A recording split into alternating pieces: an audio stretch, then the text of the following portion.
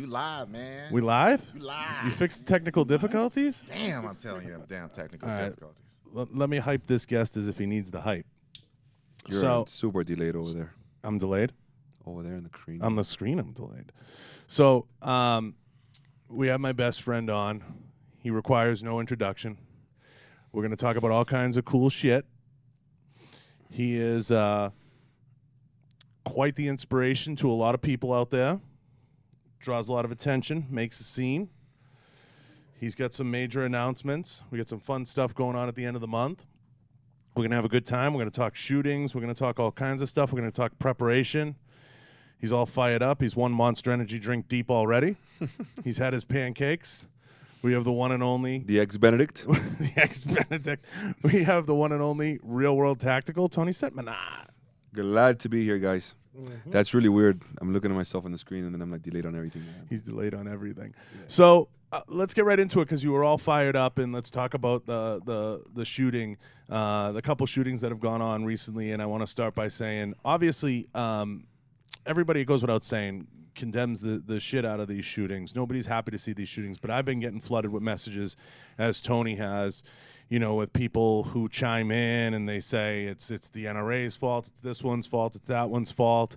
I want to put things in perspective for everybody first before we get to it, because Tony will have his own thoughts, and he's going to probably give some insight into training and why people should be more prepared.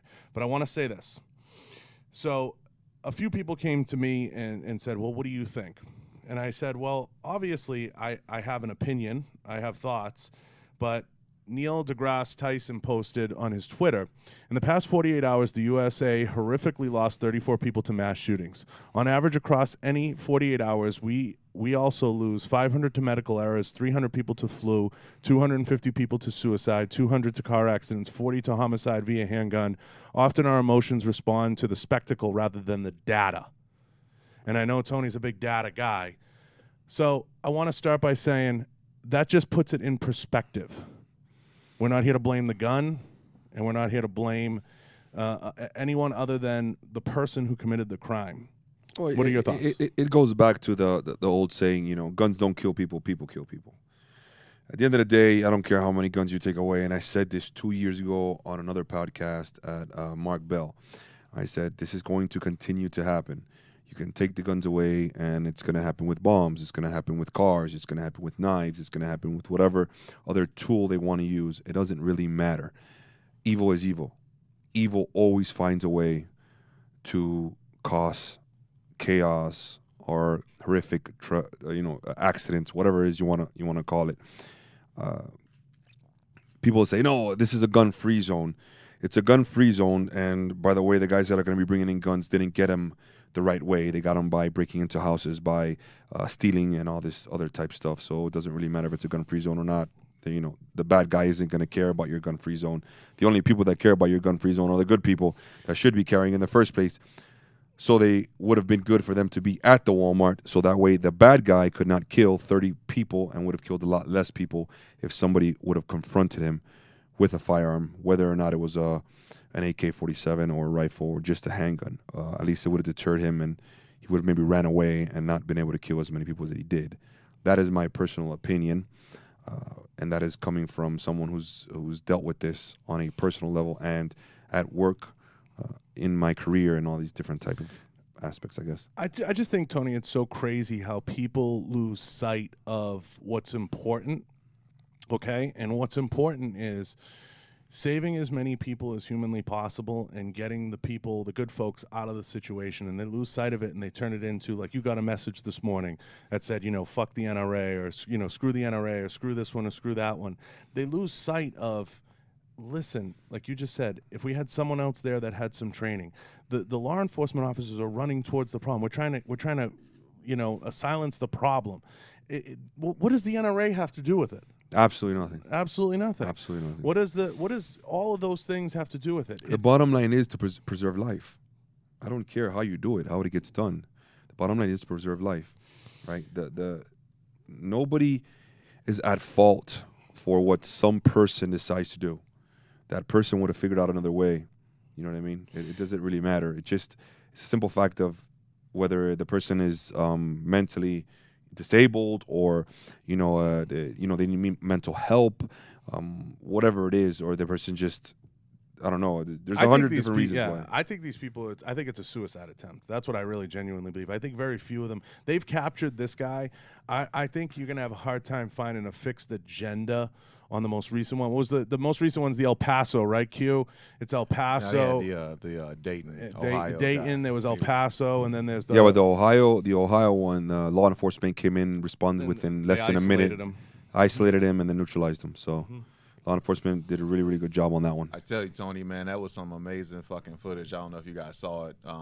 The Ohio one, man, they got footage of the cops like rushing towards them. Oh yeah. Oh man, that shit just gives you chills. It's like that's what it's about. You know what I mean? Like that's what they get paid for, man. Right? That's what they get paid for. Yeah. And then the cops always get a bad rap for all the negative things they do, and then nobody's ever gonna talk about those 2 or 3 guys that just ran straight into that gunfire and saved all those people's lives. Because those 9 people, that it could have been 30. It could have been another 30 at the Walmart. If he'd have gotten that club, he was trying to get into the front door of that club. Like, and those aren't the glamorous clips either, but those are the clips people should be showing. Like I saw that the people are running one way and the cops are running the other way towards the gunfire, like you said. Those are the clips that everybody should be posting nationally. These are the guys that are making minimum wage, whatever it is, 50, 60 grand a year. They're not killing it by any means, and they're running towards gunfire to neutralize the situation, and they get no praise, no prop. You don't hear about it the next day. What you get is a bullshit text message or DM or a message on your IG that says, oh, it's the NRA's fault. It's this, that.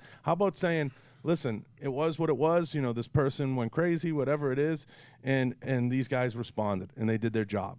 Why don't we start there? I said, hey, guys, I said the same thing. I was sitting on my couch with my wife watching John, and I'm watching that footage, and I said the same thing. I said, you got a few cops out there that ain't worth the shit. You got some racist, you got some asshole piece of shit cops. But for the most part, you got guys making 50, 60 grand. You got that in every profession. You got guys making 50, 60 grand that's running towards goddamn bullets, man. I'm like, absolutely. I'm like, cops, come on, man. You got to love them, man. You got pieces of shit working at Disneyland. You got that everywhere. You got that everywhere. Yeah. It's inevitable. There's always going to be bad apples in every single bunch. In every bunch, yeah. And it's not only as law enforcement. Law enforcement, you see it more just because they're always the bad guy. But you're talking about doctors, lawyers. You mean how many lawyers steal money and take money from their clients? How many doctors make these practices or they cut corners to make more money on certain surgeries and all these different things that you'll never hear about any of that. You never hear about it. But as a cop, of course, you're the bad guy. You're always going to hear about it. Fire rescue is the same thing. Fire rescue is always the good guys because they always come in and they save and they don't really give anybody tickets or anything like that. And they don't have, I guess, the hand of the law to the authority to put anything down. But there's a lot of guys that are in fire rescue too that are bad too. You know what I mean? Just every possession. The thing is, bottom line is, you cannot judge by a few guys. You can't judge a whole entire profession. You can't. Right. And nowadays that's they only show, and this comes back down to the media. I think Denzel Washington was one of the best ones that had like an interview that said it right. They only show what's going to bring them ratings. They don't show the goods. They always show all the bads. Of course, because that's what's going to bring them ratings. That's what's going to give them the money that they want for people to see it. So it kind of sucks nowadays, in regards to that matter. If it bleeds, it leads. Yeah, and look at the abuse. Forget the fact that look at the abuse that's going on with police officers now, with the water, with the fireworks. Did you guys see that video of the fireworks? The fight. Did you see that? No, I didn't. I saw the water, but I didn't know. I'm gonna have to look that up. I didn't know about. Pull it up, Q. Look up the fireworks. Shooting fireworks at the cops. Yeah, they were having. It's a fire. Can't remember what city it was, but it was a fireworks war. They call it. So the guys had like those candles, the candles that shoot stuff. Yeah, the Roman candles, and they shoot at each other. So of course the cops, people are getting hurt. People's hands are getting blown off. People are getting burned. So the cops, respond. And of course, what do you think happens? As soon as they respond, now these kids are all shooting the fireworks at the cops, and the cops are supposed to sit there and just take that. They're supposed to sit there and take it. You know what I mean? Just and I don't think there was anybody shot that day or anything like that. But I saw the video and like these cops and everybody's just standing around and they're taking Roman candle, explosions and missiles launched at them, for a good little while, I don't know about you, but I don't like any Roman candles being shot at me. No, it's gotten crazy. Does it surprise you at all that the country shows such a love for military now and not so much for law enforcement? It's shifted, post Vietnam. Does that surprise you at all? It doesn't, because they don't know what the military does. Everything that is law enforcement is scrutinized because of all the videos, right? So everything in the military was done in Afghanistan. It's all done over there. So they have no idea what the military does over there, nor do they care. You know what I mean? Most of you might see 1 or 2 videos. So nothing gets called into question. Exactly, because it's not our people. Now we're talking about in the United States. Obviously, it's our people. So and not saying anything negative about the military. Believe, guys, I'm a veteran. I'm a Marine Corps veteran. I have nothing but love for the military. They just are not in the limelight. And you have a lot of military guys too that talk garbage about the law enforcement. You know what I'm saying? Tons of guys. So I don't know. And I know that surprises you. Yes and no. Yes and no. I mean, you're gonna have your military guys that went into the military and they had a really bad upbringing, and then they blame and they give excuses for their upbringing because of the police. Everybody always has excuses. It's like I don't understand. Excuses, they're like assholes. Everybody has them, right? Don't stop blaming people, cops and race and this and that for your problems. We all come from problems, Some may have worse than others, some here and there. But at the end of the day, at least here in the United States, I don't care if you're purple, green, orange, black, white, Hispanic. It doesn't really matter now. If you were born here, okay, and even people that weren't born here, okay, people that came here as an immigrant and got their citizenship, there is no reason, there is no excuse for you not to become whatever you want to become in this world. And I tell you that because I came from nothing. And I came in Miami when we had nothing. I came in the worst neighborhoods. It's called Carroll City down in Miami. My family was just me, my grandmother, my mom. We had nothing. So, and I was able to come out of that. And there's a ton of people out there that the same exact thing. You know why? Because they worked their ass off. They didn't give excuses. Oh, because of this, or oh, because of that. Stop making excuses and everybody else is your problem. How about you get off your ass and work for what you want? And I guarantee you, if you work hard enough, you'll be able to succeed. You'll be able to succeed, at least in the United States. Now, you tell me you live in Mexico or Venezuela or something like that, then I feel you. But here in the United States, there's no excuse. What I always say, and I was talking to Jay about this, I feel like for every excuse you have, I got kids, I can't get to the gym, this, that, there's somebody out there that's doing it with your excuse. They're doing it now. 100%. So I always say, be careful the excuses you make, because your excuses are somebody else's motivation. So somebody else is going to say, I got 2 kids, I got a shitty husband, I got a deadbeat dad. Yep. And I'm doing this, and I'm making $1 million a year. My house just burnt down last year. So what? Yeah. Yep. So I always say, be careful about your excuses, because your excuses are somebody else's motivation to be successful. And I'm not. Tony knows that you guys.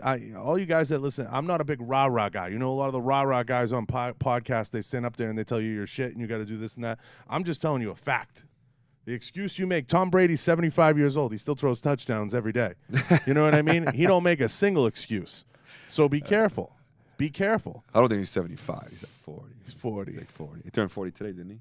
Was it today? Was it his birthday? His birthday's today, or was it yesterday? I think Q. He got that contract extension. He got that 2 years. He got that bread. He got that bread. He got that money. He's gonna be throwing touchdowns for another 2 more years. God, give my Bears a chance, man. Damn. Which is a good topic. Does it surprise you seeing guys in sports add in longevity, and you see guys like Michael Hearn, you see even Jay still in killer shape? Guys are pushing it now, 40 to 50 years old, and they're staying in condition to get the job done. Even now on the range, you get a lot of guys. I mean, shit, Larry Vicker's been doing it for 1,000 years. Don't they say 40 is the new 30 or something like that? 40 is the new 30. But does it surprise you athletically at all? In regards to what? 40? Still being able to perform at a high level. The work ethic is there, and the technologies now they have it. You know what I mean? So I don't think there is a reason why not. Why you can't at 40? I say even at 50. The type of training may change. Yeah, but listen. The recovery is not going to be there. I don't care who you are. The recovery is not going to be there. Right. So it's not going to be as fluent, like as frequent. It's not going to be as frequent, but you could still do it at not every single day, maybe, but like maybe once or twice a week, you could still knock it out. I would tell you,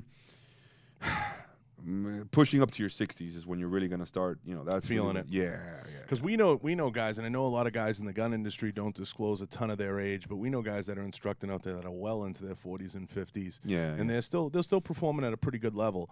Again, instructing is a little different than playing quarterback for the Patriots, but I think it's you have to be able to perform at a decent level to be able to get out there and say, hey, this is how you do it. Because if you can't do it, it gets pretty tough to articulate.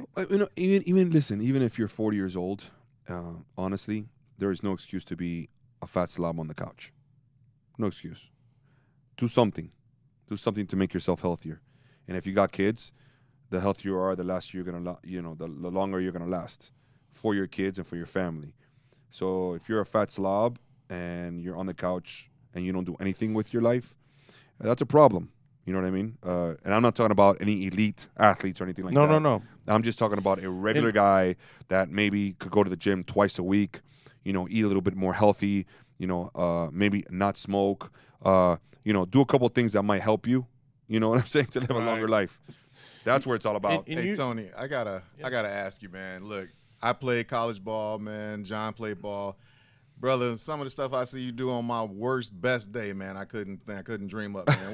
Where do you come up with these ideas, man, for those beast workouts, man? Is it where do you get the inspiration? Where do you put them together? Just driving in traffic, or No. Yeah, I'm driving on the way to the gym. I was like, well, I'm gonna jump off. Today I'm gonna light myself on fire. I'm gonna kill 3 motherfuckers. Yeah, no. I do follow a program, a templated program. And then I usually do it in 12-week increments. Now, a lot of the stuff that I do that most people don't see, it's the boring stuff. I'm not gonna put that on social media because it's not entertaining enough. There are some things that I do that are for entertainment, and anybody that tells you that they don't do that, they're liars. Okay, so the workouts that sometimes you see are me trying to take it to that next level, whether it's with weight or strength or a performance, maybe jumping or flipping tires or anything like that. I already did. You have to figure it out that day I already did what I needed to do for my program, right? And then I'm adding this to it for the Instagram to motivate people to go out there and realize that they can still do the things that I do even at my age, Well, people like to see what it is people like to see kind of the impossible, what they think is impossible. Like when you jump over a car. Okay, I'll pick on that because I pick on that a lot. When you jump over a car, you Face flip first. or you flip a tire, or you flip a tire over. Go ahead, play the clip.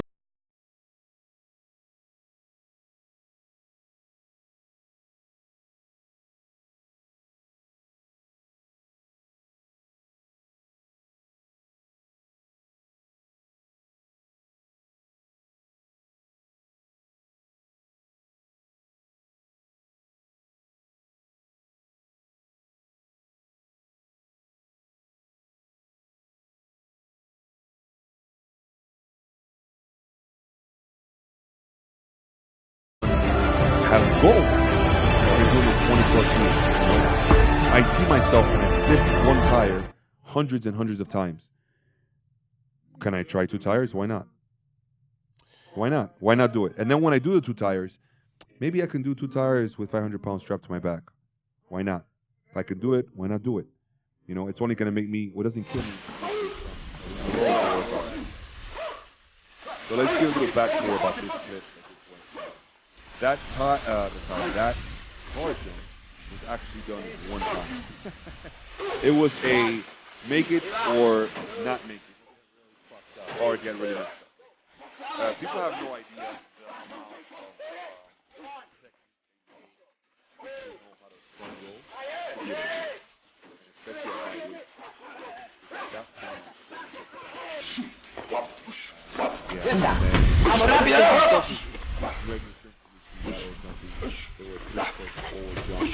That ball tossing. Not a big deal. But it really took me, I would say, maybe 40 minutes with the courage to do it, to go over that car, because I wasn't sure if I was going to be able to do it or not. I had done the length and I had done the height, but I had never done it over a car. And the simple fact that I can't see what's on the other side of that car. Yeah, it's not I'm going through this with you in my mind when I watched it about 50 times. It's not. You had for 1 second. I don't believe you thought at all that you were going to jump into the car. It's, am I going to hit my chest or legs on the back end and go ass over tea kettle? Well, and yeah, fucking- yeah. I knew I would clear the car. And The have car- Diego clearing- have to resuscitate me. Yeah, clearing the car was not going to be an issue. It was the land, what Yeah. I was worried about. You land the wrong way, and there goes your shoulder. You land the wrong way, there goes your elbow. You land the wrong way, and there goes your neck. And then I'm going to be out for 6 weeks to 8 weeks. And then the biggest question that people are going to ask me is the risk worth the reward? At this point in my life, it's not so much about risk versus reward. It's more about testing my abilities and what I can and cannot do. A part of me still needs the adrenaline rush that I used to get from law enforcement that I don't get anymore. So I find that in a lot of the physical fitness things that I do.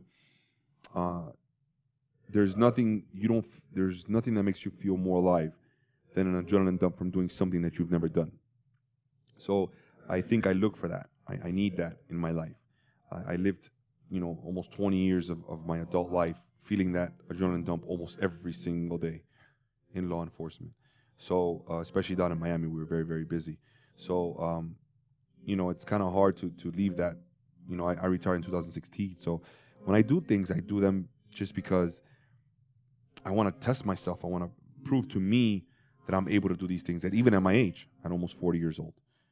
So and I'm in the process, I'm motivating people and inspiring people, I guess. I don't really see it that way, but everybody else does. Now, you and I have been around long enough in the firearms business where a lot of people haven't. A lot of people come into it. Most of the time we see them kind of cycle out of it in 2 or 3 years. That we've seen that evolution. You talked about the slob on the couch. We've seen the evolution from the couch potato that carries a 1911. I mean, we literally lived through it. To now where people are taking training far more seriously. People are taking their gear more seriously. They're taking things up a certain level. Training's more available. It's accessible. There's more availability of equipment. You can perform better. You can train better. You can train harder. Ranges are starting to get a lot better as environments to train at. What do you feel do you feel that's been one of the biggest changes in our life cycle? We've been in this now 8 to 10 years. We're kind of coming up on that crest of we've survived 1 or 2 purgings around the firearms business. Do you feel like that's been the biggest change we've seen in our lifetime in the business? Yeah, I definitely caught a lot of heat when I first started. Now everybody's on the band. Now everybody's on. 2014, when I started my company in firearms training, I knew that there had to be some form of combatives, some form of ground fighting, striking, and physical fitness incorporated in the civilian training. So I added that, and in the first year, almost 2 years, I caught a lot of heat for it because everybody was just carrying a gun, and that was that was all I needed for self-defense. Yeah, well, like 90% of the time, it's not your gun is not going to be the thing that you need for self-defense. It's going to be your actual hands and your ability to physically outperform somebody if they punch you in the face or they grab you and throw you down, which happens a lot more than actual gunfight. So I added that into my curriculum. It did very well, and after a few years, 4 or 5 years, a lot of SF guys started coming out and started teaching similar curriculums, as I have been since 2014. So yeah, that's a huge thing that has changed a lot now. People are trying to be a little bit more physically fit, and they're training a lot more in the striking and the ground fighting. Now, it's interesting because we talk about the life cycle of the business. We saw a ton of mill guys come into the business the first 4 or 5 years because we were active and at war. Now we're starting to see that die down a little bit. I feel like the last SHOT Show in this NRA. Do you feel like in terms of firearms sales, and I know that's something you're involved with through sponsors and through brands, it's starting to level off and we're getting to like the new normal where you're starting to get to the point where there's not as many mill guys pouring into the business and it's kind of leveling off where the shows, it's getting down to business again and everybody's figuring out what's selling, what isn't, what's really, because the civilian community drives a ton of it as well as the active military community. But as we're kind of dissipating from wars, it's kind of leveled off a lot at the shows and at the events and things. Yeah, obviously. training. Yeah, obviously, war, being at war, has a lot to do with that. But look, these mass shootings, whenever there's a mass shooting or something like that happens, obviously, firearm sales goes up because people see what happens to other people and they get scared and they're like, man, I need a gun. I need something to defend myself with. So I think it just depends on what's going on in our world, in the United States. What are some of the current events, and that has a huge effect on firearm sales and what they've, how it affects everybody else. Drives it. Yeah, it drives it. So the biggest thing, now I think, and we're seeing the NRA go through turmoil, is I think we have to get back to emphasis on training, but not fear-based training. It shouldn't be fear-based. Because not everybody's going to run into an active shooter situation. What's the best suggestion you give people, or you could give someone that says, Tony, I'm really scared. I go to the mall or I go to the movies. I don't know if I have what it takes to run into the fire. What do I do? What training where should I start? Where do I begin? The bottom line is that carrying a gun is just like, I don't know, 10%. Because you can carry a gun all day, but if you don't know how to use it. How do you get the mental? It comes down to confidence, period. Confidence, period. The only way you get confidence is by experience and training. Well, obviously, you're not going to have the experience of dealing with, active shooters every day or, dealing with a traumatic event every day, so you have to go by training. The more you train, the more confident you become in your abilities because of the actions, the physical and neurological actions that you take. So what do I mean by that? Like, you come to training and you shoot a certain distance every time, you're going to feel more comfortable being able to say, I can shoot at 7 yards and, headshots all day at 7 yards. Then you go back to 10 yards. Headshots all day at 10 yards. And then as you feel more comfortable with coming out of your holster, with doing all these different things, all these physical ordeals, then if, God forbid, something ever happens, you're going to be confident and more comfortable in trying to defend your family or trying to defend yourself in case something like this happens. And it comes with the mindset.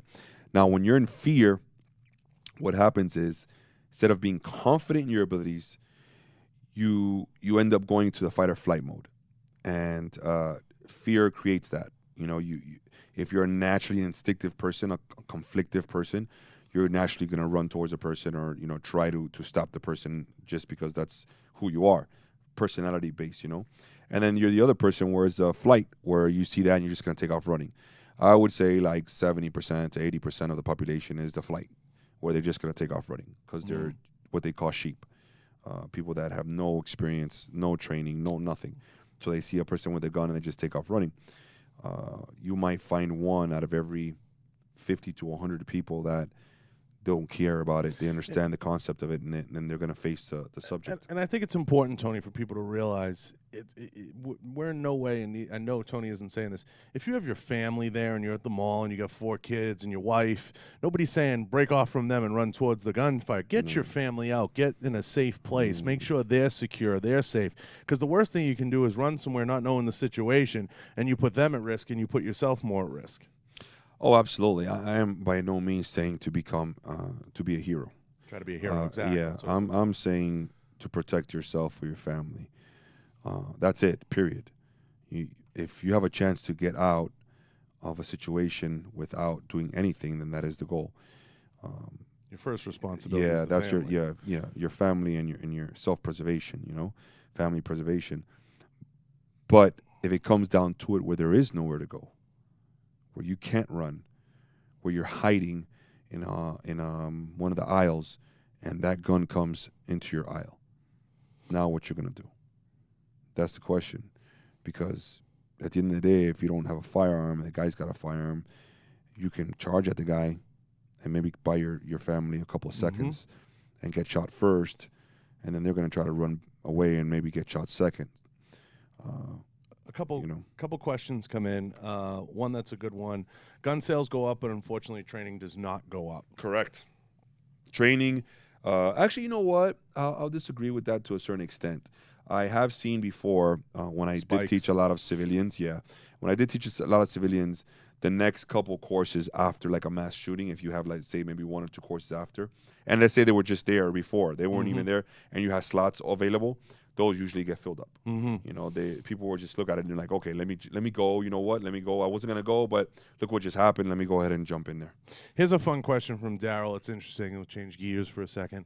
He said, do you think you could keep up? Do you think professional athletes can keep up with you? It's a loaded question, but, I mean, we've seen it. Daryl, I can answer this on the shorthand before I throw it to Tony so it doesn't sound like, you know, arrogant or whatever. Pro athletes have taken some of Tony's classes and dabbled in it. It's just a different environment than they're used to being in. That's what I would say. That would be my answer. But as far as being an athlete, and this is something Tony and I have discussed at length, athletes tend to do a little bit better at shooting than someone who has no athletic experience whatsoever. But is he talking about shooting or is he talking about fitness? That's the question. I don't know. He's vague. So what I'll answer it from multiple directions just because I don't want you to come off as a certain way. I've seen it firsthand. When you have somebody who's a really good sprinter, good runner, has good athletic ability, maybe played college level. I even had this said to me. I asked when I was going through the academy, I'm like, who makes it through the academy? And the instructor, I remember my sergeant looked at me and he said, you know, if you were a high level athlete, you know, something like that, or you had military experience, you're going to have an easier time getting through because you're used to that type of pounding, not just on your body, but on your mental too. So, you know, and I've been on Tony's range. It's, you know, he gets in people's faces. He wants you to perform. He wants you to have a great experience, and he wants you to push yourself and leave like you've been pushed. And this is just in general. If you've never pushed yourself to a limit, then you're going to have a harder time with any type of training. Anything. Yeah. You're not going to go train with Jay Cutler. Or you're not going to go train with it's going to be tough. So I've seen that firsthand, and I'll throw it to you, Tony, to give an answer. Do you think you could – I'll flip it. Do you think you could keep up with a pro athlete, and if so, in what sports? And do you think an pro athlete could keep up with you and maybe like a tire flipping or something? Every athlete has his specialties. Every sport is sport-specific exercises. So if I were to get thrown into a football regimen, am I going to be able to keep up with them? Probably not. When they come to me to do my style of workouts, I've had pro athletes that have kept up, and I've had that I haven't been able to. They keep up, but they can't shoot a lick. We're just talking about. I'm just talking about fitness. Let's say just for fitness workouts. You know, now for shooting, it's a different animal. Shooting is neurological, not only physical, but it's neurological. So now you're adding two elements there that a professional athlete has never done. You know, I don't know what this guy's background is in shooting, so I couldn't tell you. It's difficult to say in that aspect. But I've had pro athletes that quit on me. They've quit on my courses, and they're pro athletes. I've seen it. Yeah. So you know, it just depends on the person. I think it has a lot to do with the person, not so much of whether it's a pro athlete or not. You know.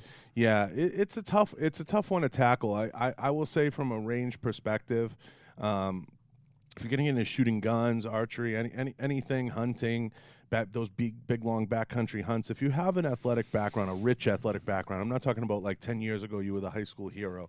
If you're conditioned, you're going to respond a little better to a lot of things. Have people quit still that have that level of training? Yeah, but their heart was probably never really in it to begin with. They were just kind of there. Yeah, mindset has a lot to do with it, especially when it comes to my tactical training. I want to say I do push everyone there to their utter limit. There was only one rule, and it's not to quit. And the simple fact for that is because we're dealing with a lethal tool that causes lethal harm to people. So the mindset has to be completely different than if you're just doing like a bicep curl, you know. Right. Worst case scenario, you do a bicep curl and you tear a bicep, whatever. Okay, you know you're going to live through that. That's not a big deal.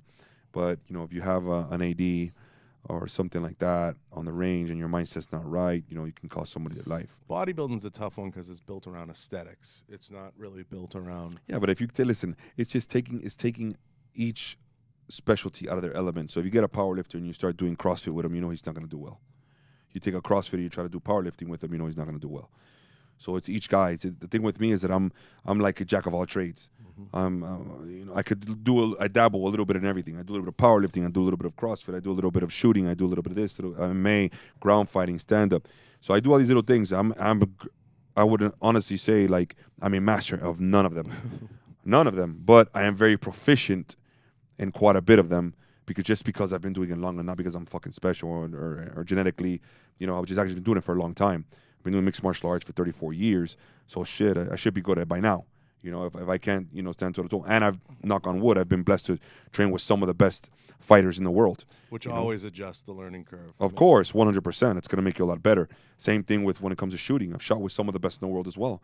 And I've shot with, all your special forces guys, your Delta, your Navy SEALs. I've shot with all those guys at one point or another. So at the end of the day, it comes down to that. How many reps you have, and how much have you done it before? How much practice? Of the rep. Yeah, how much practice you have. You just recently did a collaboration with Sheamus from the WWE, and this stems into Sheamus, the Celtic Warrior. So this stems into kind of the question. He's listen. Before I go into it, that guy is the nicest guy. I mean, the nicest guy I've ever met. Like, he is the most humble, nicest dude. The guy really put me back. You know what I mean? Like, he was really, really good, man. The guy. Now, it was crazy. It was a lot of fun to watch. It was up on your YouTube. Does it surprise you at all, some of the people that reach out or want to do collaborations? Because I know that was a little out of the norm. Does it ever surprise you? And I know you get a lot of requests from random people. And I say this all the time. You can't satisfy everybody. But does it ever surprise you, some of the people that reach out? A lot of people know how I am. So I train with anybody. I don't care what fitness realm you're in. I'll get in there with you. You know what I'm saying? Doesn't matter what it is. You want to play tic-tac-toe? I'll play tic-tac-toe with you. You're going to beat me, maybe if you're a tic-tac-toe master or a chess master, but I'm still going to get in there with you. And that's the whole point, On my channel, I like to train with all these different people for that very same reason. Because it not only highlights them, but it just makes me that much better of an athlete and that much better of a person, because I learned so much from all these different guys.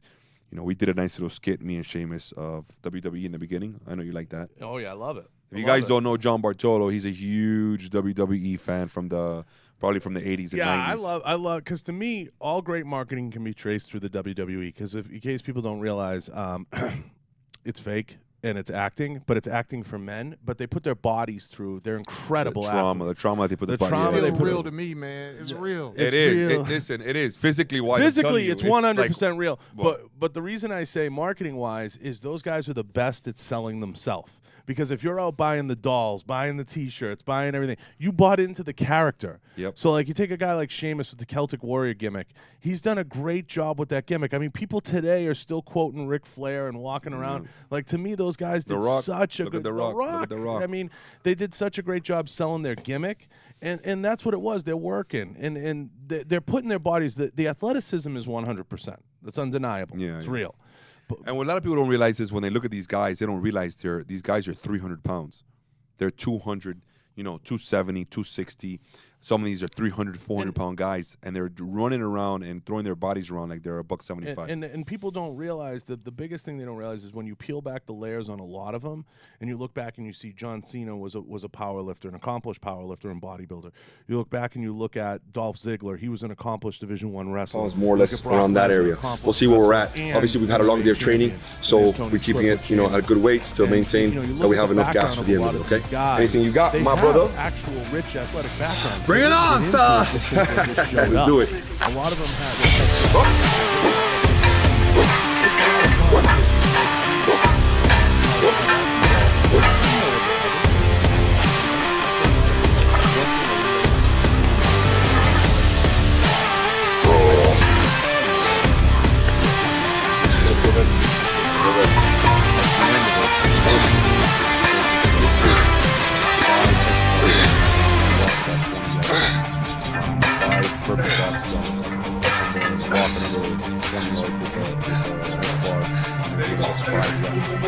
Jamie's almost quit on me. Good, that's it right there. That's it. Good. There we go. That's it. That's it. Perfect. Now you just gotta go down to over. Drop. It was that. So you go down and then drop. Perfect. Yeah. He realized like I wasn't gonna let him quit. Like if we would have to stay there till 7 o'clock at night, we were gonna stay there. So he had no choice but to finish those reps. And sometimes in life, it's gonna come a point you gotta finish your where reps. you gotta finish what you start. Doesn't matter how long it takes you. Doesn't matter what you have to do. If you started something, you finish it. You know, and that's one of my biggest proponents when it comes to any of my courses, when it comes to my seminars, anything that I teach. You know, that's one of my main rules. That one, I never quit. You know, and it's just he ended up doing it. He ended up doing it, and it was just something that he didn't think he could do, and he pushed his body beyond what he thought. You know, I'm always critical of your courses from the standpoint. I always say, like, not the average person can do them. But I will say this: you give a great line, especially before the Leo course, which we're going to get to coming up. You say, look, guys, you know, you might hate me at the end of this. This is going to be the hardest work you've probably done, you know, in a long, long time. But you're going to get through it, and we're going to get through it together. And when you get through it, you're going to feel a huge sense of accomplishment, and you're going to feel like you actually did some real hard work over the last couple days. Yeah. And we can get into when you go home, the real homework begins, and that's something we talk about. But that's a really powerful thing if you feel like, okay, I'm going to get beat up. I'm going to get knocked down. I'm going to get screamed at. I'm going to have to do things my body really can't do, but you're pushing people to break them. And they're going to learn what they're good and what they're bad at. And that's really important, and not enough people learn that. Yeah, I mean, everyone that comes to my law enforcement course, especially my survival course, I tell them the certificate that they get at the end of the 3 days or the 5 days, they're going to cherish that certificate. Every single time they look at that certificate, they're going to remember all the hard work, the sweat, the blood that they had to put into it. And then when something happens hard in their life, they're going to think back to those 3 days or those 4 days and say, if that didn't break me, nothing can. Mentally or physically, you know. And I know, Q, we've talked about this. It's the same thing you go through playing sports at a high level. You get that feeling we talk about all the time. Your face has been down in the mud. If you haven't had your face down in the mud and getting screamed at by a coach or having to perform outside of your box, it's powerful. People don't understand what that is to step up and have to finish. There's a lot of people that need that That's today an that understatement. are not. Yeah, this whole generation, they're not getting it, man. And listen, that it does. It just as it goes back to the there's 20 kids on a baseball team, you know, and they lose and they get 20 certificates of winning. Of winning. Everybody gets a winning certificate. You know. I don't know if you guys saw this story over the weekend. Marshawn Lynch runs like a football camp, and it's like a big thing now because this parent, went off on him and made this big deal. She went on TMZ and everything because he cursed at her kid in the drill. He was like, you know, get the fuck out of my drill. You know, you're bullshitting. And she lost her mind, went on the field and threw a T-shirt at Marshawn Lynch. And, I mean, it's this whole big thing now. And it's like, Jesus, man. You can't do – I got out of coaching. Let me see. I got out of coaching Q 2009, 10. I think it was 5 years after college. I coached high school football for a while. And it was because I saw that coming, you know what I mean? Long story short, a coach got in trouble for language, things like that, and I was like, this is the beginning of the end. I was like, I'm out. Yeah. You guys ever seen that quote, uncoachable kids become unemployable adults? Yeah. Oh, I like that. That's That's awesome. it, dude. I've never heard that before. Yeah. That's Yep. awesome. It's very good. That's actually really good. I would say uncoachable adults, too. I'm writing that down. Uncoachable kids become unemployable adults. That's really, really good. Employable adults. That is real good. That's, you know. And listen, that is so true. That is so true. Like, if your feelings get hurt, you know what I'm saying? Because you're being lazy and you don't want to work as hard as everybody else, and your coach is jumping on you and getting on top of you, and he's telling you, hey, you need to work harder. And then your mom comes in. Like, your mom, rescues you. In the old days, that'd rescues be you. embarrassing. Exactly. You'd be embarrassed. I was gonna say, I was like, yo, my grandmother would whoop my ass after that. You know what I'm saying? You better start working harder. When I might played, do it right then. yeah. When I played sports coming up, the only time your mom or any family member got involved or crossed the line, as I like to say, Q, on the football field, was like if you lost a tooth or something, or like you broke a bone, and it's like, yo, no, we got to take him to the hospital. like he can't walk. You know what I mean? Like it had to be that. Or like my mother was like, you going to practice because you ain't coming home and sit around the house. It was like you're going. Well, back then, the kid, you know, if the kid's got some intestinal fortitude, something happens, you go, hey, tape it up, coach. Tape it up, coach. Don't take me out, coach. Tape it up. No. You might lose your spot. Yeah. You know what I'm saying? So now it's like something happened. It's like, oh, poor baby. Bro, suck it up. And Q, we played in the old days football when you played both ways and on special teams. And if people don't know what that is, you know what I'm talking about too. And if people don't know what that is, that's 60 minutes. You went full go. You didn't come off the field. And it was like, yo, coach, the field goal team, can I catch a blow? He'd be like, fuck you. Go back out there. It was you or the freshman. So you played the whole way. You know, every down, every snap, every anything. Like right when I was done on the offense, I switched around and I was on the defense. You know who said it had a really good Mike Tyson. Mike Tyson used to wake up at 4 o'clock in the morning because they would give him an edge every single time he would get into a ring with his opponent, because he knew that if he woke up at 4 o'clock in the morning, he knew that other guy wasn't. You know, and that was enough of an edge. A mental edge that he had on the other guy. You know, and it comes down to work ethic. That comes down to work ethic. At the end of the day, if you want to be a world class athlete, if you want to be a world champion, you have to put in the work. You have to work harder than everybody else, because there's a lot of guys out there that want that spot, and they're going to be working real hard. And you have to work twice as hard as them. You know what I'm saying? It's that old saying, you know, when these guys are partying, you're working. Mm-hmm. When they're sleeping, you're working. You know, when they're eating, you're working. And then you're probably working and eating at the same time. I will definitely attest to this, because people who know us know this. Like, we don't drink, we don't party. You know, that has definitely, as 35 turns into 40 and 40 turns into 45, that's where the edge comes in. You start to gain a little bit. You're stretching it out a couple more years. I'm not about to go the Tom Brady route where you don't eat any bread or you don't have any tomatoes. I love food too much. Yeah, man. I can't. There's certain things I'm not willing to do, but I need pizza in my life. You know, Sour Patches. You know, all that. The monsters. The monsters. So we gotta get to. We'll cover the Leo course before we get to the fun stuff. So we got a Leo course coming up. Tell everybody about it and what's involved. Yeah, I give a free Leo course every single year. It's going to be August 19, 2021. And what I do is I just have some of my sponsors chip in to cover the course. And it's free training. It's a survival course. It's vehicle operations class. So many things happen around vehicles nowadays. So I like to give them that class. A lot of departments just don't have the funds for it to provide the vehicles and all that, you know. So it's something that I do once a year, and I got law enforcement guys that come from all around the country to attend the class. And it's been a success for the last couple of years, and I'm hoping that this and year there's some great sponsors behind it, and some good companies that definitely, you know, deserve mention. You know, Action Target's been a long time sponsor. Action Targets, absolutely. You know, for sure. They're Jonathan huge. goes above and beyond over there, and they support the shit out of it. Hopefully getting, you know, Vega, Crossbreed, a few other brands. Vega Holsters USA. Involved. Yeah, Crossbreed holsters as well.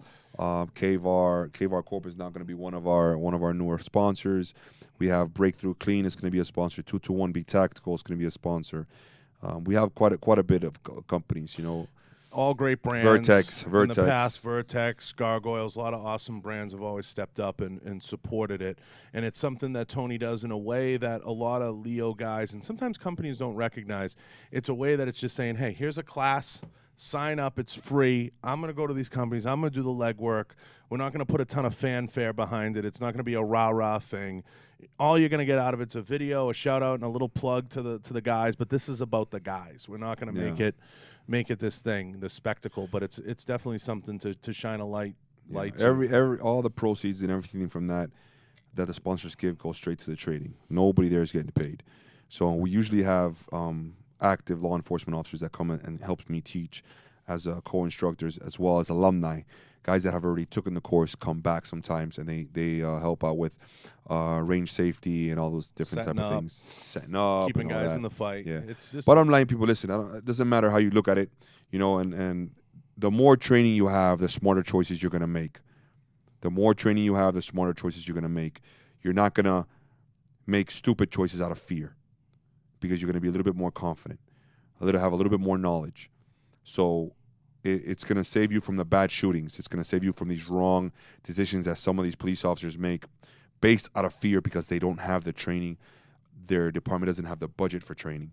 So that's why I do it. I try to give them the training so they don't make stupid mistakes. You know what I'm saying, Q?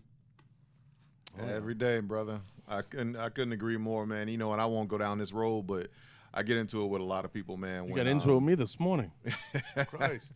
Well, especially with the cop angle, Tony. Like, you know, I'm a black guy, right? And No. whenever, you know, I'm black. I remember I looked in the mirror this morning. I'm black. And, you know, I get into arguments with people a lot because a lot of people want to make, you know, stuff racial. And a lot of times, yeah, it's fucking racist. But a lot of times, it's down to fear and training. That's it. It's not. It's got nothing to do with race. It's got nothing to do. That cop was just untrained and scared. Yep. And reacted. Yep. And you know, it's just the truth sometimes. Listen. And if I were to say you that the perception doesn't have a lot to do with it, I'd be lying to you. You know what I'm saying? The circumstances of every single scenario determine how the cop is going to react. You know, whether they're white, black, how they dress, how they look, how they reacted when you first stopped them, how you did all these different things. All that is going to determine, you know, how the cop feels.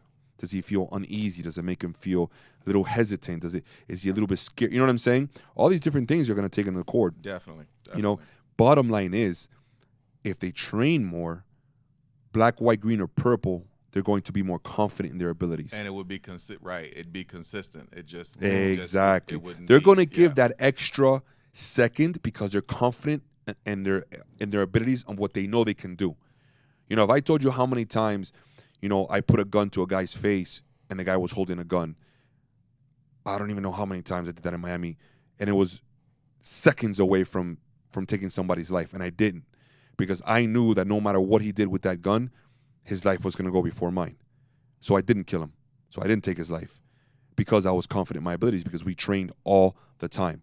And we were constantly and we constantly did operations as well. But it was just that aspect. Any other law enforcement officer, for example, that didn't have that training, that wasn't exposed to so much experience, would have made that decision. You know what I mean? To take the guy's life just because he had the gun in his hand, or he had that, you know? So, or I was able to close the distance on someone and not just take my gun out and shoot the guy. You know what I'm saying? And next thing you know, I close a distance, and when I come up on the guy's taking out a wallet, or the guy's taking out a stick or something like that, and it wasn't a gun. A lot of these cops, they don't have that ability to make those choices because they're not confident in what they can do.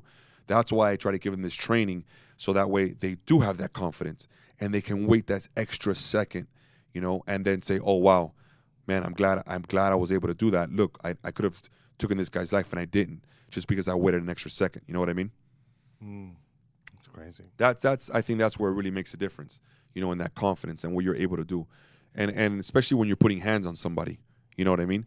If you're a ground fighter, if you're an experienced ground fighter, and you take a guy down to the ground, do you really need to punch him in the face?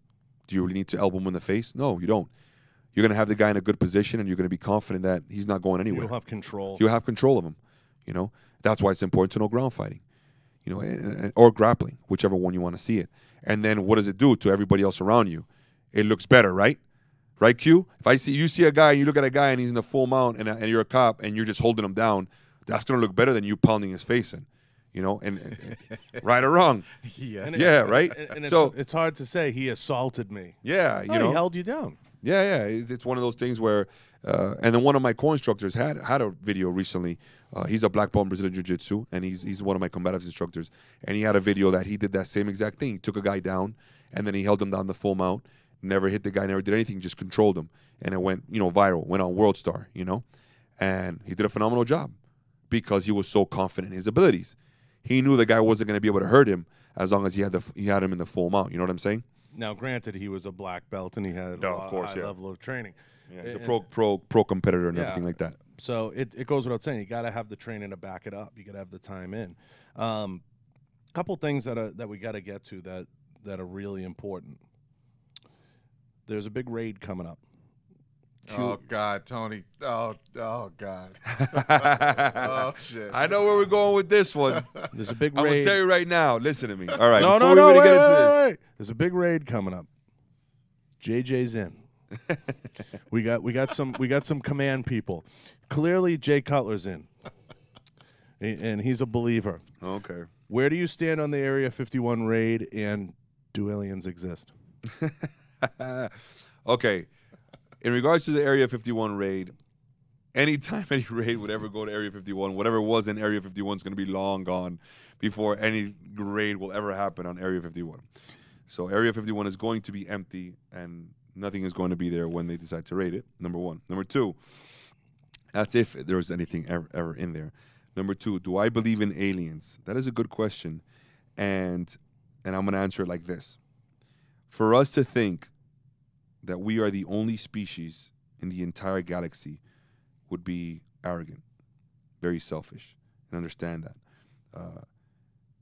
It is to live in a galaxy where Earth is just one of all these planets, and to think that we're the only one that's inhabitable, right? Inhabitable or habitable? No, habitable. That's pretty. I think that's pretty stupid to think that. Yes, I do believe that there are other people, other life forms in the galaxy. Do I believe that there are other life forms here among I don't know. I really honestly, I couldn't say that there is or there isn't. I don't know. That I'll be pretty much 50-50 on that one. But I definitely do 100% believe that there are other life forms in the galaxy. Do they have alien technology at Area 51? Right now? Right now. No. Did they? Possibly. Has a space shuttle landed here? Oh, he's putting you on the hot seat. I know. I'm like Barbara Walters here. I know. Barbara. I don't know, man. I would say, you know what? People want to know. In the history of the world, yes, I believe so. Yes. I think something has landed here in the past. Because there's no fucking way. I've brought up the whole pyramids thing. I don't give a shit if he's going to hide from the question. I'm calling him out. No, listen to me. I said yes. I said yes. You're going to tell me like these motherfuckers built the pyramids? Like they're like, Q, they're like, yo, the Israelites built these pyramids. They're 97 feet high, and they're bricks that weighed like 9,000 pounds. They're like, yeah, some slave carried it on his back for 4 days. It's like, it's bullshit. They show you like these things. They're like, yeah, they designed a pulley system. and 97 Israelites pulled the brick up. Horse shit, man. Yeah, I do believe, that in the history of the world, I just don't know, because as the other question was, are they here still? Are they still among us? I don't know about that. I mean, I couldn't. You take a trip down Fremont Street in Vegas. You might change your tune on that one. I'll loosen them up with this. There's no way in the history of mankind that no one has visited here at some point, because the advancement of technology, especially the last 200 years, and I know we have mutual friends that have said the same thing, has been so steep and so aggressive that you cannot tell me that Steve Jobs, he just randomly designed the iPhone, when 100 years ago we didn't even have a telephone. So what are you saying, that Steve Jobs is an alien? I'm just saying there's some type of alien technology that people have had access through the years that has allowed the reverse engineering of certain properties to allow for the rapid growth. I mean, 50 years ago. Tony, okay? I've been trying to work with him, Tony. Stop it. I'm trying. 50 years ago. No. 50 years ago, to put it in perspective, a copier was crazy. A copy machine. Okay? Yeah. No, I understand what you're saying. What you're saying is the technology from 1950 to now, it's insane how much we've accomplished. In the last 100 years, it's ridiculous. Yeah. Okay? No, and I agree with you there. I definitely agree. Something is getting reverse engineered. You're going to tell me we were talking on cups on a string, and now I can call frickin' Australia right now on my phone, no problem, clear as a bell, and have a full conversation, and do a video conference on my phone. Yeah, I mean, God knows, Stop it. It comes down to like, if they found things over the years, you know what I'm saying? They never told anybody about, the military or the government or whatever, and then, people were able to use it and build things off of that, I could see that. I could definitely see I could see reverse. I'll say this. I'll give my official statement. I think there's definitely alien technology on this planet 100%.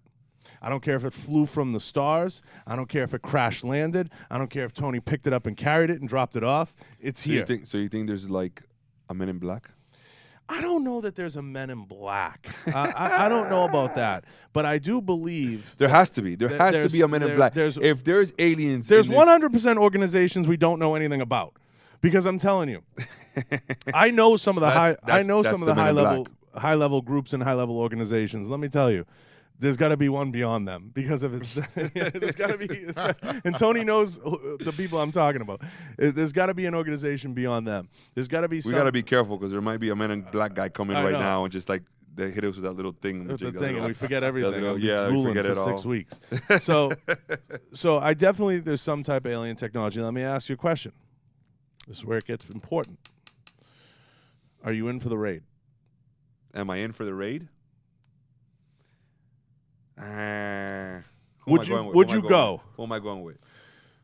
I gotta be going with some good people. I mean, there's people that want to know. Who's my team? What if it's a big party?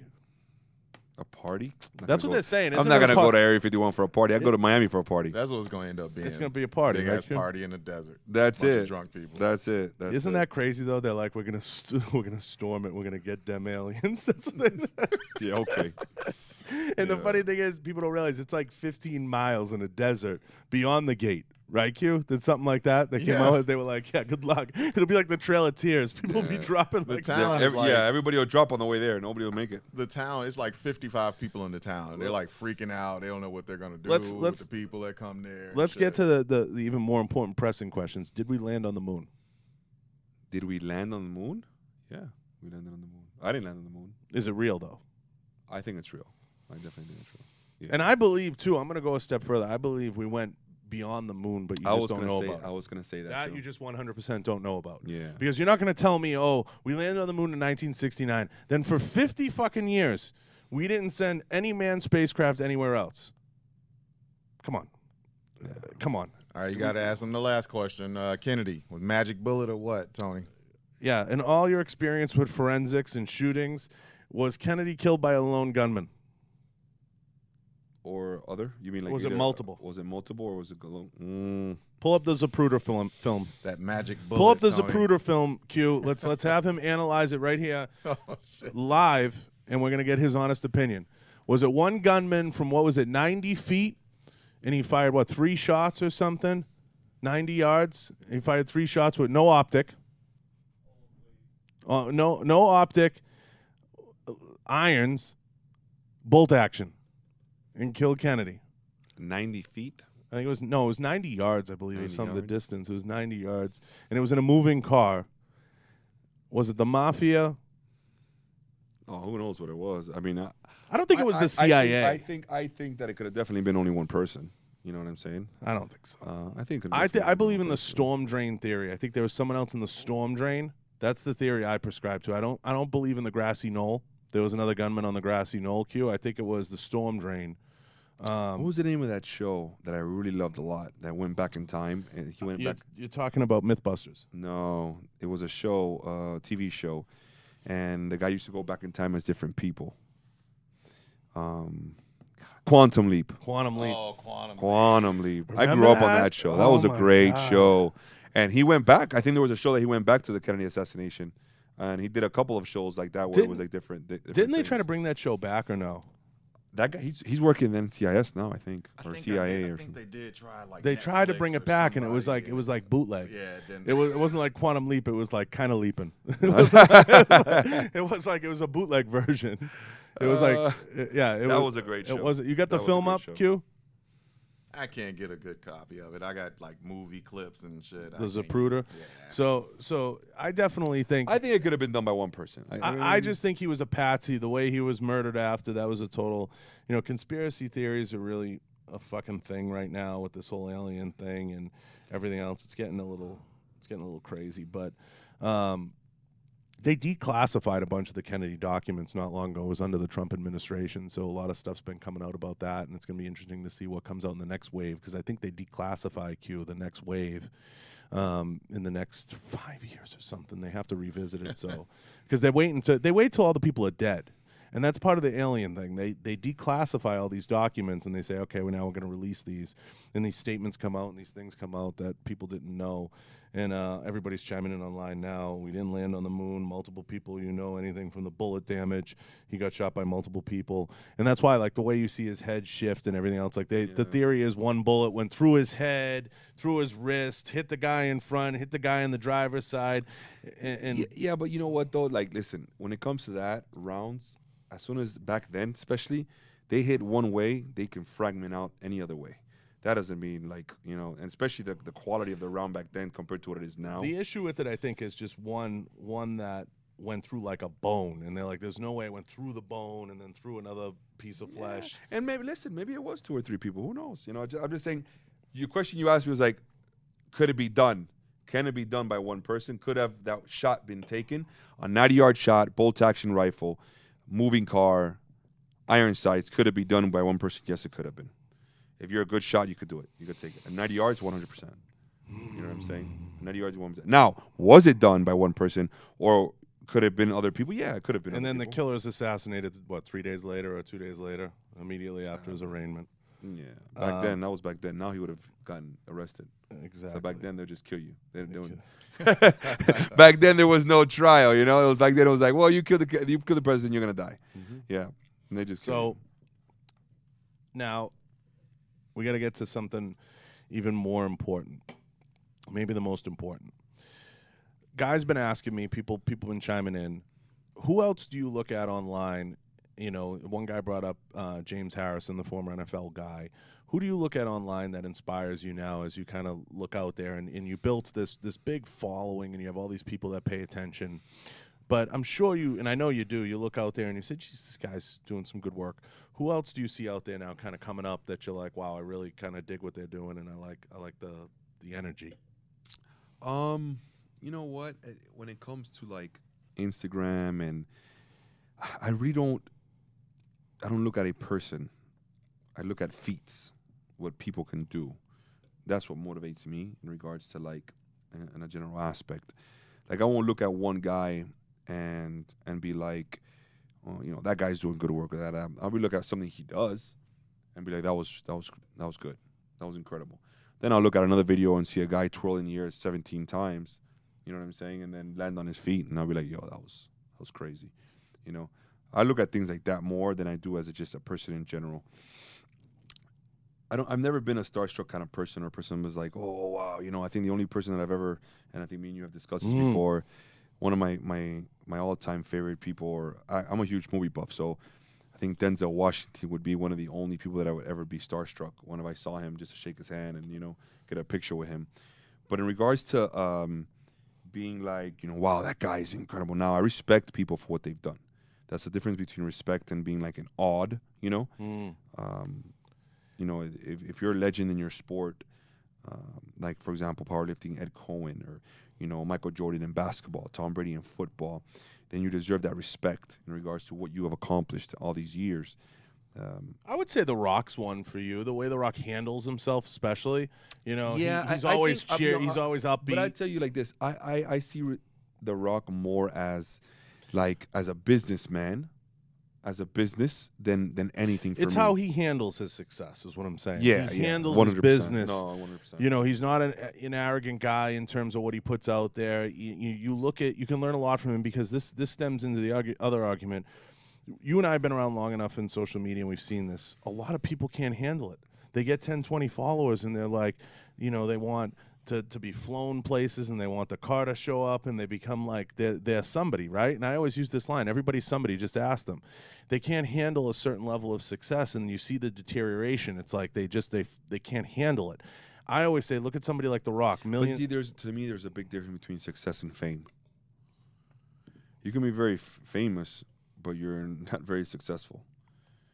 And how many bodybuilders do we know? Oh yeah, because you can be very famous and they're broke. You can become famous and well known, but no one's going to hand you a pile of 20s for being famous. No, absolutely. No one's going to hand you a stack of hundreds. You have to know how to monetize it. You have to know how to monetize it. And that's why I think I respect The Rock so much, because he's more of a like what you don't see is, yeah, you see the acting and all that, but it's the back end of it, all the money and all the productions that he's doing and all these different things that he's got going on all the time. And he's a very, very successful. He was the highest paid actor in Hollywood last year, right? Or the year before? He's the highest grossing. Highest grossing, and that's because he owns $7 Production and all these different things. Tom Cruise might be higher paid than him still, but I think maybe. per role. But I think, but he's definitely making more money, just because he's doing all the production. And that's what all the actors are doing nowadays, anyways. They're all opening up their own production companies. Kevin Hart has his own production company.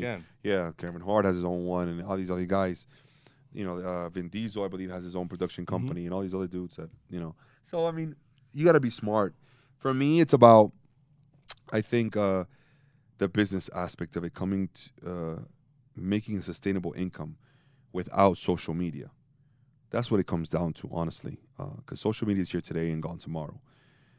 Fame is here today and gone tomorrow. Look at the UFC fighters, for example. You see they're famous until they lose their fight. Bam, and they become nothing. They got to go to the WWE now to get paid. It's one of those things. Well, it's one of those. Yeah, it's you're only as famous as your last knockout. The only guy to really make a living fighting using his body without having to use the WWE as a vehicle, in my opinion, has been Conor. I mean, Conor is one of the few that's been able. Conor and Ronda made the leap to WWE. Conor. Well, let's backtrack a second there. Conor made his money not from UFC. Conor made his money off his but he parlayed boxing. Fighting. By his boxing debut with Mayweather. Once he got that $20 million payout, he was sailing. That's where he made the big bucks. And now, is it? I understand the fact that he doesn't want to fight in the UFC for peanuts now. All the money he's making from all the products and all the stuff he's got going on now. He's got that. It's a whiskey and all this stuff. He's killing it. I think he's trying to open it up. I think what he's trying to do is come back in to say, I went out and did this. Now I'm coming back and I'll do this. Yeah. And he would add a lot of cachet, but the UFC is always going to be kind of a controlled environment. It's a little bit like WWE in the sense that they're contracted employees and they keep really tight wraps on. But it comes back down to the same exact famous things like. You're just as famous as your last fight. Yeah. So you could be a really famous UFC fighter and then you lose a fight, and then you went from being on top of your game to now like everybody is hating you. They think you're garbage, you're worthless, and if you have a really big ego like some of these fighters do, it's pretty much the end of your career. You know what I'm saying? And that's the problem. And then if you aren't smart about your money and you aren't smart about being a businessman as a UFC fighter or just in general, whatever, as any athlete, you're going to be broke in 5 years. Broke. 5 minutes. Yeah, 5 minutes. If you're not careful. So we got one last kind of exciting thing. We're going to have you shooting the shotgun, the new 1280 shotgun here at KVAR, the new Vepr that we're debuting. We're excited about that. We're going to take you to the range, going to shoot it, and you got to visit the facility here, meet some of the sales team over at KVAR. What do you think of my new spot and the new building and the folks? Everybody's very, very nice. It's a pleasure to be here. Pleasure to be on the podcast. It's far from home, but it was worth coming. And, the buildings are very nice and everything like that. So Vegas is always good, man. Vegas is a good place. I like Vegas. It's this time of year is rough. I come from Miami, so I'm used to that humidity. The humidity. And here it's like if you have a blow dryer, 110-degree blow dryer on your face and your body as soon as you walk outside, which is not cool. It's not fun. 110-degree blow dryer, Q. Oh, yeah. That's what it feels like, right? Yeah. Am I wrong? As soon as you walk out, you got that wind hitting you right in the face, and it's literally like it's 110-degree wind. Right. Dude, when I leave the office, I have my window down for a little bit. It literally feels like it's like blowing my skin. We're ready to start. We're ready to start a revolt here to get shorts implemented. For real. It is no joke. No, it's great. It's always great to have you everywhere, every spot I've been. It's always great to have you in and have you be a part of all these things. And I think you're gonna love it here, and you'll love some of the stuff that we got going on the rest of the way. I wanna have you talk about one last big announcement. I know people who follow you on social media have seen it, but you have a big announcement because you have a new sponsor, and this is a big one. This is big. Not just for you, but for the industry and for everybody out there. You're working with Monster now. Oh. Yes, I am working with Monster. As you can see here, I have a Monster drink. How exciting has that been, and how is it working with the guys over there so far? Oh man, they're great. They're absolutely Hans is good people. Hans Mullenkamp, and he's a great dude. He brought me on the team, on their fitness team, and I'm there with another guy called Big Boy Flex and Flex Lewis, and it's just truly been an honor, and I'm blessed to be able to be part of a team of that caliber. Of Monster's a dragon, bro. You know what I mean? I consider Monster the dragon. So, it's awesome. It's awesome to be able to. I come from nothing, bro. I was a freaking cop. That's it. That's all I am. If you sit back, you look back at my past, you look back at who I was and who I've been my whole entire life, I was just a cop, man. And now I'm sponsored by a multi-billion-dollar company. I have sponsors that support me in what I do. My social media, thank God it's doing well. My company's doing well. I teach law enforcement around the country year-round. I'm retired now from law enforcement. I'm blessed, you know what I'm saying? I'm able to do all these things before I turn 40. I turn 40 is coming up here. I don't know, these last 5 years have been a roller coaster, and you've been with me ever since the beginning, so. Isn't it crazy how the hate still comes? I'm always going to have hate, man. Listen, and I say it all the time, you know, if you don't have haters, you're doing something wrong. If you don't have haters, you're doing something wrong. I'm going to have haters every day of my freaking life to the day I die. I'm gonna have people talking shit the day I'm on my deathbed. Let them talk the shit they want. He didn't die the right way. Yeah, like, you know, oh, why is he in that? That's the wrong color. That's the wrong color casket. You know, some stupid shit like that. You know, and the truth is, I'm gonna say this, and I said it. I didn't give a fuck what they thought 10 years ago. I didn't give a fuck what they thought 5 years ago. I don't give a fuck what they think right now. 10 years ago, they weren't paying my bills. 5 years ago, they weren't paying my bills, and they still aren't paying my motherfucking bills. So unless you're paying my fucking bills, you put food on my table, I don't give three flying fucks what the fuck you say.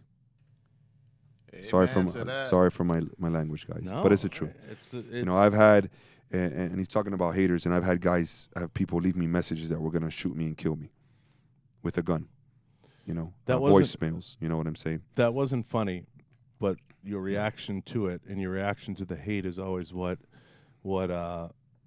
seems to guide the path. And when the guy left you the voicemail, what was your reaction to that?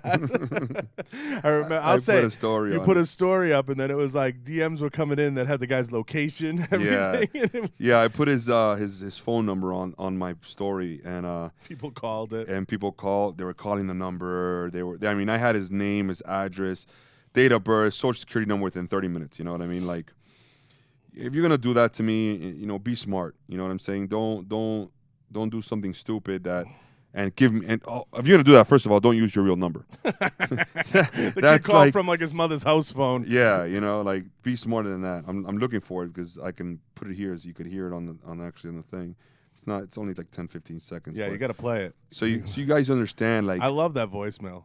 This the is an amount of hate exclusive that- here. yeah, the amount of hate that you get when you have a social media account. If you're weak-minded, here it is right here. Here we If you're go. weak-minded, it is going to affect you. You got to hear this cue. Yeah. Let me see here. This is a KVAR exclusive. Oh yeah. Fuck you, Tony, you stupid ass faggot. I don't give a fuck if you're a veteran, you stupid motherfucker. You better hope when I go down there for Thanksgiving down to Jacksonville, Florida, I don't catch your fucking faggot ass out down in Miami, bruh. And I will fuck your shit up, bruh. I don't give a fuck how buff you are, bruh, because you're still going to be lying in the pool of your own blood when I fucking throw a 45 round through your fucking head, bruh. And then he went to make love to his sister. That's some world-class hate right there. Whenever I'm feeling down or I feel like I'm having a rough day, I think back to Tony's voicemail. And I say, it's not too bad. Oh God, you know, it's not very. You know, I get stuff like that. You know, and it's not only that; it's just the DMs and the comments and this and that. You're always gonna get it, man. And listen, not only, but everybody loves The Rock, and The Rock gets it. Oh, that's what I say to everybody. I'm You know like, what I mean? It's like, people crack me up. I'm like, do you realize? And I say this all the time. Everybody deals with hate.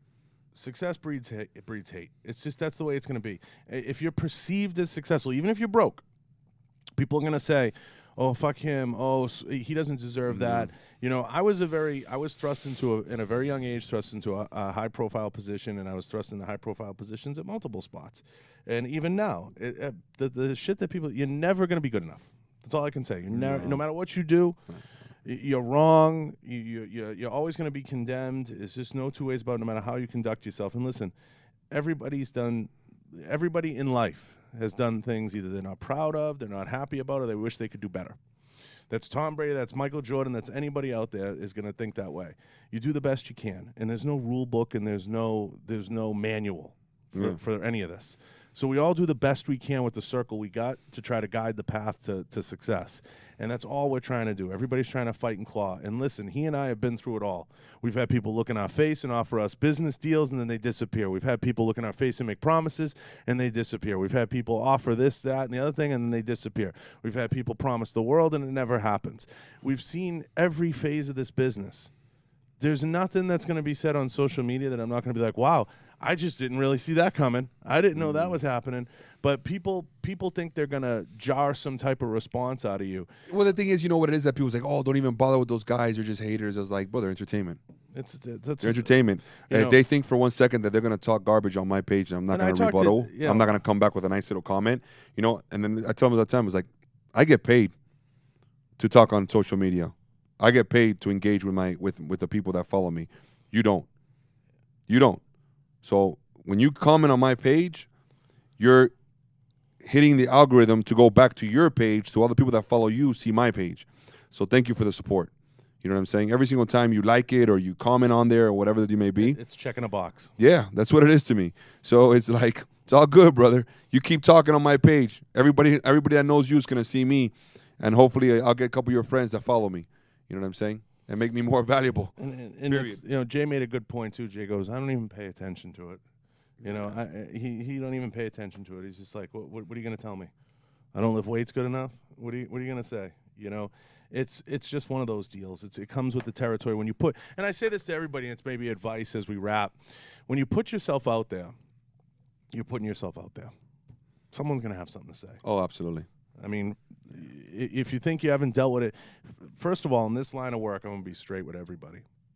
You have family members that question what you're doing. Oh. Of course. How do you make money on social media? How do you make money doing this? Well, they don't understand. They don't understand. So you have understand. people that see you and you give off that perception, and it's just, you know, it's just one of those if deals. If I had a quarter for every single time somebody asked me, it's like, what do you do?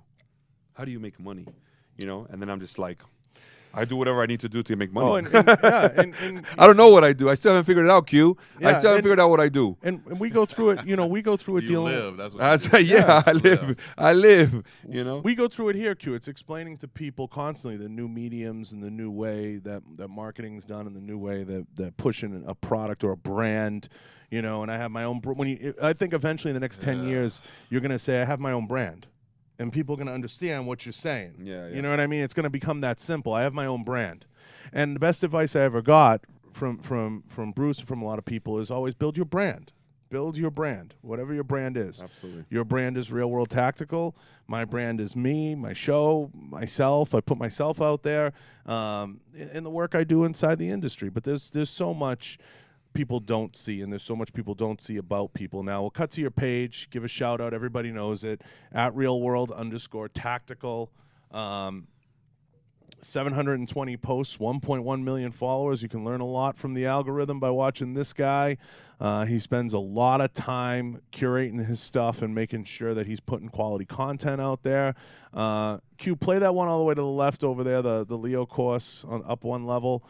This was last year. One more. Left. There you go. Click that. This was last year's Leo course. Great group of guys. I want to shout them out real fast. We're going to be doing another one in a couple of weeks, sponsored by Kavar. I can guarantee you that you're going to want to quit. Sometime in the next 3 days, you're going to want to quit. But I'm not going to let you. And each and every single one of you guys in here aren't going to let that person quit either.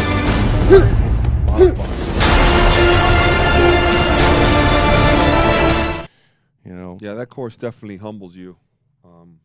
If you're not up to par with your physical fitness or physical self-defense. Oh yeah, and it's 3 days. It's 3 days long, so everybody's a stud day one. Yeah. You know, by that second night, people are looking for their whoobies. Even the toughest guys. It just goes without saying. There's Tony's website, RealWorld Tactical. Go check it out if you're looking for courses, if you're looking for gear, if you're looking for the schedule, what's coming up. He's got training on there. He doesn't push the training enough, but he's got it on there. You got to check it out. He pushes it from time to time. I just haven't been doing a lot of civilian courses lately because I've been doing so much law enforcement training. Yeah. So that's why. Yeah, you don't see him pushing it. He doesn't drive it down people's throats, but it's there. Never been like that. Yeah, so go check it out. And the best way to contact you is probably through the contact page, right? On the website, not necessarily DMs. Yeah, email. Email is the best way. realworldtactical@gmail.com. That's probably the best way to contact me. And that's for linked any through business. that's linked through the website. Too, business right? inquiries, yeah, correct. Yeah. So, you know, it is what it is. We march towards another SHOT Show coming up. We have Olympia, which you may or may not be at. Where will you be next that everybody can see you? Show-wise? Oof. You got the Action Targets deal. I have, yeah, but that's all LE. That's law LE. enforcement. Yeah. I may or may not be going to Olympia this year, so I'm not sure yet, depending on the law enforcement, because the law enforcement training camp that I'm going to be doing for Action Targets. So yeah, SHOT Show is probably going to be the next thing in January. Yeah. So SHOT Show, and it'll be interesting to see what happens with the gun industry then. We got some shakeups with the NRA. The gun industry's evolving. It's going to be fun. It's going to be interesting. It's going to be a fun year. I want to give a shout-out to KVAR, kvar.com. Pull up the website, Q, if you can. All right, guys, before we go, sure. another big thing. I've just partnered up with my brother, Diego De Vera. We are now renovating our gym. The gym is going to be Real World Strength and Fitness. Collides with KO Zone. It's going to be a 20,000 foot facility. Mixed martial arts, full gym, powerlifting, all that stuff. It's going to be based out of Miami. We're having the grand opening in January, hopefully. If you guys ever come to Miami, I would love for you guys to come to the gym and enjoy yourselves. If you've listened to this podcast and you want to go down to Tony's new gym when it opens and you want to have a personal one-on-one workout, blame me. He'll send the bill to me, and he'll give you a personal one-on-one workout. You show up, he'll train you. Or Diego, on me. He'll send me the bill. There's the website. Everybody go check out kvar.com. Make sure you check out the website. We got everything on there. Go check it out. We got a sale on the shotgun, right, Q, right now? One of them's on sale. Not the one Tony will be shooting, but it's a different version. Is on sale. And it's a whole good sale. Yeah. Go check it out. Can't get them anymore. They're banned. These are the last ones in the United States. Mm-hmm. Is that Colby Covington shooting that muzzle flash photo? They used that photo, huh? Look at that, Colby. Shout out to Colby. And shout out to the team at Knockout Zone. Tony's going to do an awesome thing there. That's a great crew of guys. We're going to be spending some time with them on the range. He uses them for everything, so shout out to them. We're going to go get some food. We're going to head up to the range. I appreciate everybody. We went a little long. We're out. Q, cut it.